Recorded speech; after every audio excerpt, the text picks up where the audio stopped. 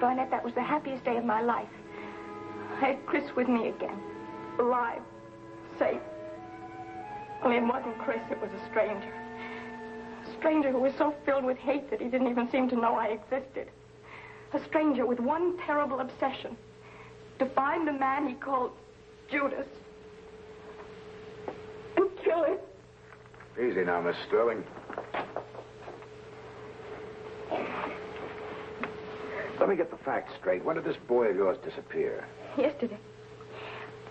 I'm sorry, Mr. Barnett. I'll try not to ramble so, but...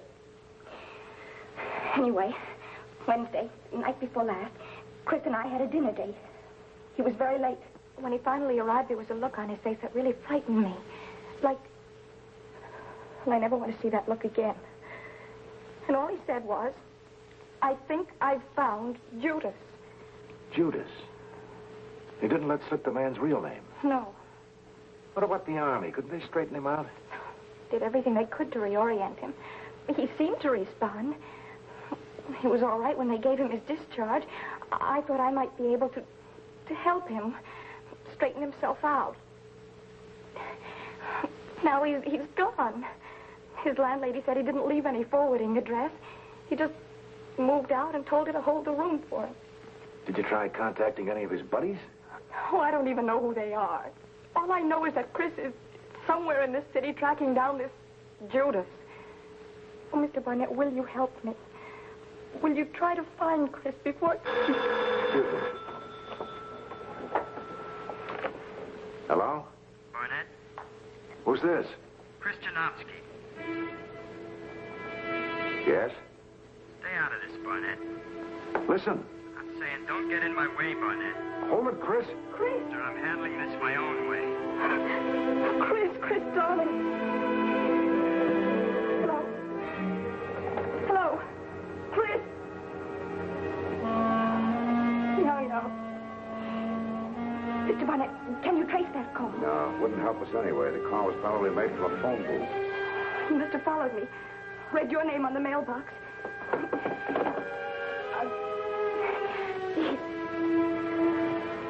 He must be right here. Right in this neighborhood. Yeah, right here in this neighborhood. But for all the good it does us, we might as well be back in Korea. I'll try contacting the taxi cab companies to see if any hacky might remember picking Chris up in the neighborhood. It's the only hope we have, and a slim one at that. You've got to find him. Listen, Mr. Barnett, I haven't much money. Well, we'll talk about that later. What are you going to do? There are 8 million people in the city of New York. I've got to find a certain one of them before he finds another certain one. I'm looking for a shadow who's looking for a ghost. Yeah. Mr. Janowski phoned me just about a half hour ago. Said he decided to give up the room. Yeah, he's gone for good. And I mean good. Oh, me, I'm just as patriotic as the next one. But that Chris Janowski, oh, he just made me jitter. Sitting here day after day, drinking and brooding and drinking and brooding. And then, at nights, oh, I hear him yelling in his sleep. What did he say? Could you hear him? Could I hear him? Why, my sister-in-law in Summit, New Jersey could have heard him. Judas, he yelled. Judas. Why, I could hear that with a doorknob in my ear. Just Judas? No other name? Nope. Did he ever have any callers? Mr. Barnett, I ain't one to snoop on my rumors. Of course, there was that fella yesterday. I was coming down here, and I seen him trying Mr. Janowski's door. When he seen me coming, he took off like a drowned cat. What did he look like? Well, I don't know. I only saw the back of his heels. Mr. Barnett, it was nice meeting a private eye like you, but like the fella says, chitter-chatter don't do the chores. Just a minute, Mrs. Tracy. Do you mind if I look through that stuff before you throw it away? Oh, clues, huh? Could be. Go ahead. You don't mind if I take them bottles out, though? If somebody wanted to see the room, why... Oh, I wouldn't want he should think I'm running a cabaret.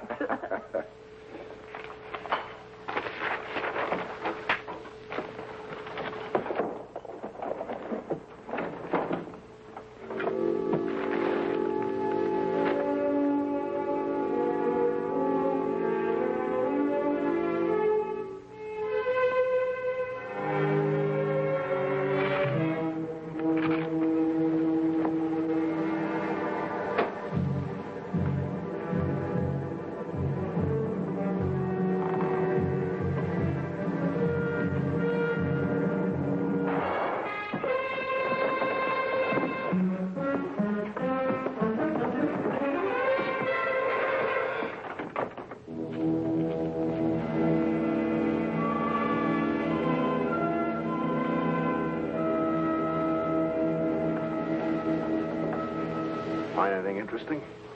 Thought maybe I'd have to notify the next of kin. So I'm just looking for some identification. My name's Barnett, Mike Barnett. I'm a private investigator, in case you haven't already found it out. Private investigator. Who clobbered you? Public enemy? I don't know. Might have been a fellow named Christianowski. Or it could have been Judas. Judas? You mean like the guy in the Bible? That's right, 1953 model, Korea. Oh? How'd you get into the act? Me? Well, I'm walking past this house and I see this sign, room for rent. Then you don't live here. That's right. I'm looking for a room. Just as I'm opening the front door, I hear a shot. By the time I make it up the stairs, the other guy, the guy that sculled you, is halfway down the fire escape. What did he look like? You don't ask a guy with a gun to turn around. Anyway, I find you in here laid out like a fish on a dish. I slung you on the bed. Boy, you ain't no bag of butterflies, Mr. Barnett. Well, thanks, Mr... You can just call me Chuck. What's your pitch here? You looking at this room, too? No, I'm looking for the man who used to live here, Christianowski. Know him? Never heard of him. Too bad, because he's heading for trouble, bad trouble.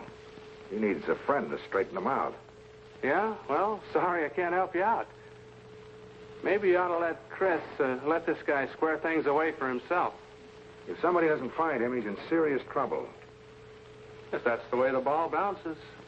Got a match, Chuck?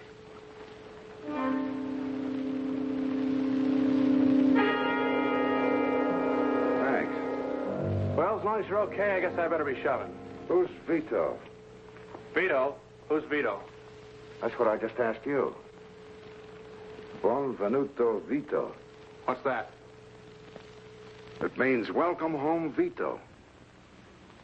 Vito must have been away someplace because somebody was awfully glad to see him come back. Where'd he come back to? And where'd you get these matches?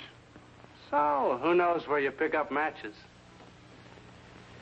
Was it the same place Chris got these? Well, what do you know? They are the same. Must be from a pizza joint or something. Funny how the same book matches turn up all over town. Come on, Chuck, level with me. A man's life depends on this, maybe two. Level with you? About what? I'm telling you, I don't know nothing about Janowski or Vito. No, nor this Judas character, neither. I handed in my reconnaissance license.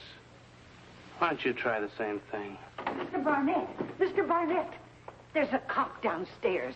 He's a detective. He says someone phoned in a report. They heard a shot coming from this building, from this room. That's right, Mrs. Tracy, a prowler, right, Chuck? All right, no hurry. What's all... Hathaway, 6th Precinct. What's all the excitement here? Did you pass a man on the stairs, tall, dark complexion? Nobody passed me on the stairs. Is there another stairway, Mrs. Tracy? Sure, hard to find if you don't know the building. Well, he knew it all right. Hey, will somebody let me on in this? I'm supposed to investigate a report and a shooting. Who are you? My name's Barnett, Mike Barnett. Private investigator. Okay, what are you investigating? My client hired me to find a man who used to live here. He's a Korean War veteran. He's out to kill a man who informed on him while he was a prisoner of war. This is not one of the privileges of the GI Bill. Who's he after? I don't know, but the men call him Judas. Oh, you don't, huh? Well, maybe you know who fired the shot. It was addressed to me, but I didn't see who sent it. Okay, Mr. Barnett, I think maybe the police better look for your friend, too. The captain hates homicides. Too much paperwork. What are you going to do? You got any leads? A match doesn't give much light. When you're in the dark, it's better than nothing.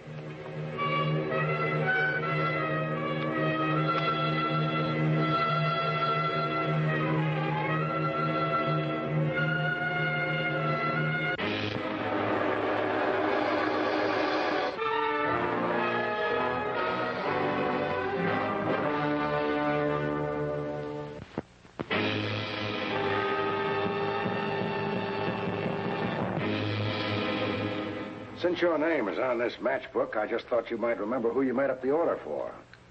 You know, Mr. Barnett, I just swear I've seen this little old match cover somewhere. Now, just let me put on my thinking cap. Sure, I remember. Why, it was the sweetest, most adorable thing I ever saw in my life. This little old man came in. Italian, I think he was. One of our smaller accounts. And he told us he wanted to order a very special consignment of match covers to celebrate the homecoming of his son. Now, let me see. Sure, Vito. That was his son's name. And he was a POW in Korea. You all know what a POW is, sugar? Yeah, I know what a POW is. Well, I tell you, I never was so touched. Do you know this little old man designed this match cover himself? In Italian, too. And he had the sweetest little old accent. Oh, what was this little old man's name? Oh, sugar. I declare you Yankees are all alike. Hurry, hurry, hurry. Now, let me see. It was a funny old name. Spinelli. Giuseppe Spinelli. The tavern's way up in the Bronx. See? I tell you, did you ever hear of anything cuter in your life? Benvenuto, Vito. Mr. Spinelli says that. It means chop, chop. Hurry up. Here, honey, I'm sorry I haven't got any Confederate money, but buy yourself a magnolia. Well, $5. Now, isn't that the... Oh, that old Abraham Lincoln. Hey, Vito, that's enough. I want a daiquiri, not a milkshake. Sorry, pal. How do you like that, brooding about my own troubles and forgetting about the cash customers? There's no way to win friends and influence people, is it? Not business troubles, I hope. Looks like you knocked yourself a sweet little setup here. Yeah, making taxan moolah, no sweat. Come again? Taxan moolah. It's plenty of dough. Say, how'd you know my name was Vito? My company takes a special interest in its best customers. Your company? Yeah, Excello Supplies. We made these matches for your dad. Remember? Oh, boy, you bet I do. Welcome home, Vito. Boy, I remember the old man trying to paint that on the sidewalk and the cops wouldn't let him. Boy, what a party we had. He invited everybody from the East Bronx, and we handed these things out for souvenirs. Well, we're still handing these things out. He had to order 5,000 of them. Yeah, nice to have. Bring back memories. Yeah, well, there's some memories I can forget. So what are you doing back, anyway? You want me to go to 5,000 more with Hey, Vito? You still here? Not exactly. We got a new small consignment division. We design individual orders and sell them in 1,000-book lots. 40% off for a reorder. It sounds like a good deal. Who designs it? I do. I get the feel of a place and try to come up with an idea. So, do you mind if I sort of hang around and sop up some atmosphere? Go right ahead. The place is yours. When you're through with that drink, got another one coming on the house. Mr., I didn't get the name. Johnson, Bill Johnson. Okay, drink up, Bill. 3 rye and ginger and 2 drafts. Sounds like somebody's having themselves a ball. Ah, just a couple of ex-GIs trying to convince the local pushovers they're Ollie Khan. I suppose plenty of Vito's old buddies patronize the place. Oh, yeah. This, your first visit here? My first. Not my last, I hope. You get tired of that bar stool? Come on over on my side. Thanks, I will. Linda? Hey, Vito, business is looking up. We're starting to get the carriage trade. Okay, so shoot me down in flames. I'm packing. I'll see you later, huh? Don't let that Linda bother you. She's a good kid, but she's a little mixed up. She tells me a lot of your old buddies drop in here. Oh, she does she? Yeah, a few buddies drop around. Hello. Hiya, Vito. Hi, Chuck. What's this joker doing here? Take it easy, boy. This is Mr. Johnson. He's just Mr. Johnson. He's a private cop. And his name's Barnett. Oh, yeah? Now, look, Vito. Well, take that drink and forget about the one on the house, Mr. Barnett. I gotta talk to you, Vito. Hi, Chuck. Still ain't wore out that bar stool? Hey, Vito, be a good guy and change the $3 for me, will you? It's for my boy. And look, he wants it should be in dime, all dime. Must be off on some kind of a jukebox kick or something. I wouldn't feed $3 to a juke organ if it had a stage show. Imagine. That's a lot of music, or a lot of time. No, you just listen. When they order a hatful of dimes, they're carrying a torch. They play the same piece over and over again. You just listen, it'll drive you nuts. Hey, Linda, get moving. All right, so I'm slow. I'm getting old. I'm holding you a table. Mm-hmm. Still haven't finished with your drink?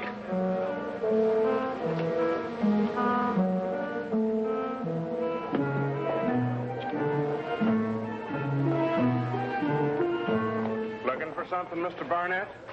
Washroom's down that way, Mr. Barnett. Thanks. I just want to take a look at your cocktail lounge.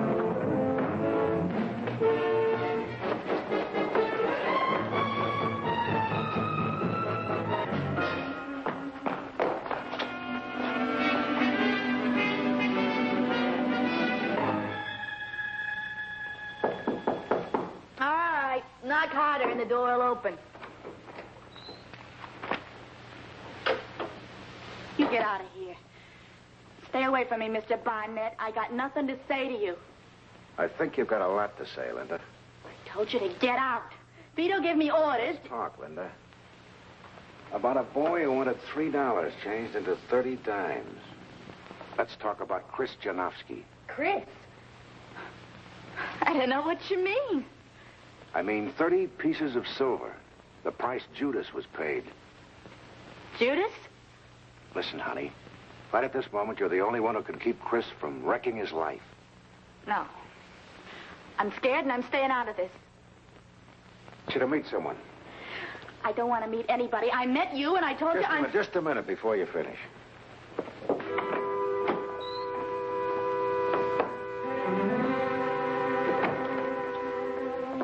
You and Barbara have something in common. Only Barbara met him first. He's your guy, huh? Yes, he's my guy. Anyway, he was. This is a last desperate pitch, Linda. Chris will come out bad, and so will you if you don't help us. You're a cop, ain't you? Right now, I'm just trying to help a gal save a guy. Linda, please, I'm begging.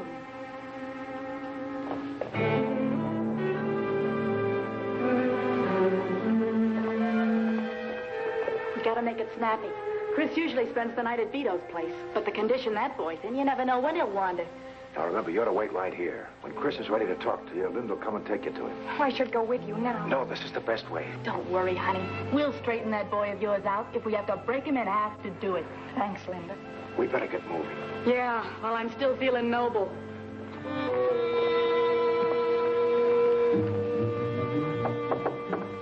Who's there? It's me, honey. Linda. Open up.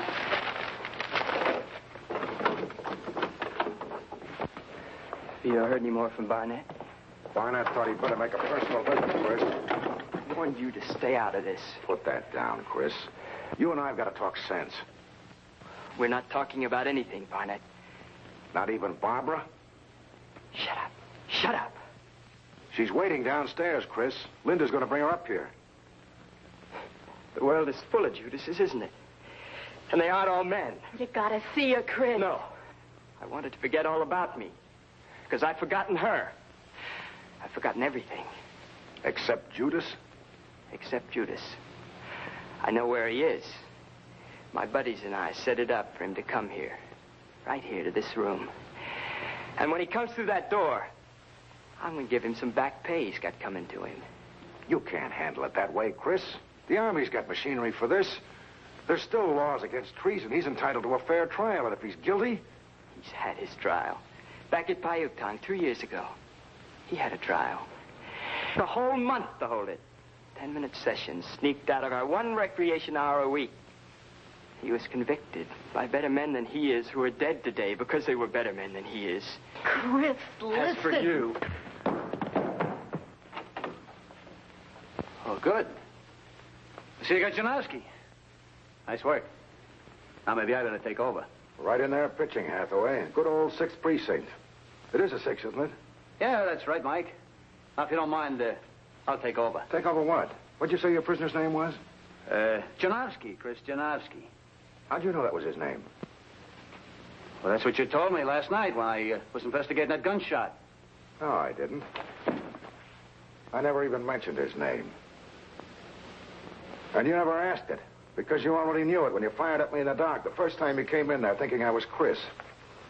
You didn't think I was dumb enough not to check with the precinct station, did you? I never heard of a Detective Hathaway. Or should I say Judas? Yes, he's Judas, all right. Chris, stop it. You can't do that.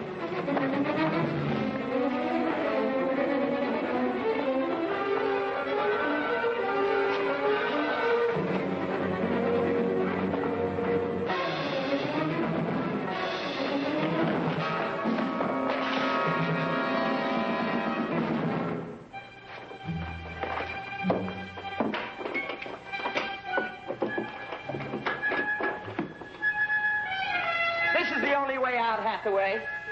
Now it's just you and me.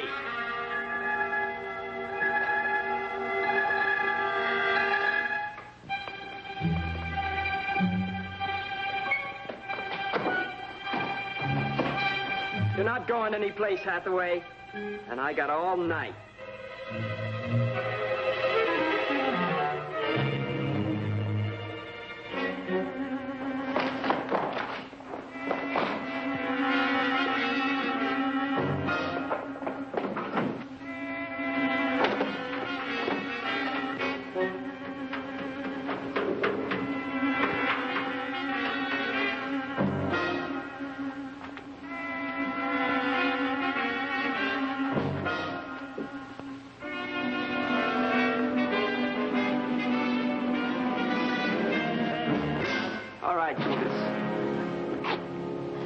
Now, Chris, you can't do it. Don't kill me.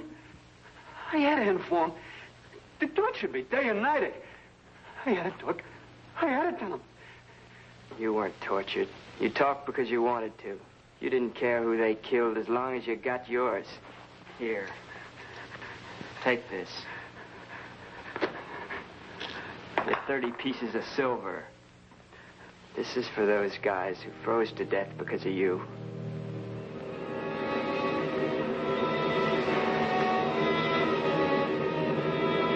I can't do it. I can't.